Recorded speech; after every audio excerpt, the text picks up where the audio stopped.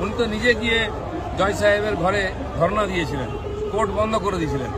কারণ মানুষ যখন 600 টাকা খরচা করে গ্রাম থেকে জাস্টিসের জন্য আসে, জমি বাড়ি চলে যায় তার, প্রাণ চলে যায় জাস্টিসের জন্য, তখন মানুষের কষ্ট হয় না? খালি ডাক্তারের জন্য হয়? নিশ্চয়ই কষ্ট হচ্ছে ডাক্তারের জন্য।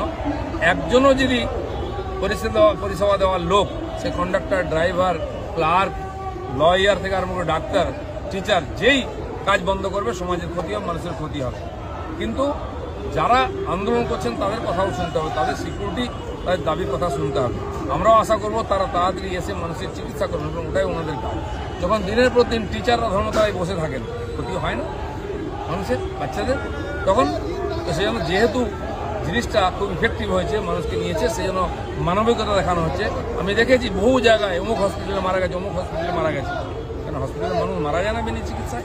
বহু কমপ্লেন আছে। আজকে সেটাকে ইস্যু বানানো হচ্ছে, এটাকে হালকা করার জন্য।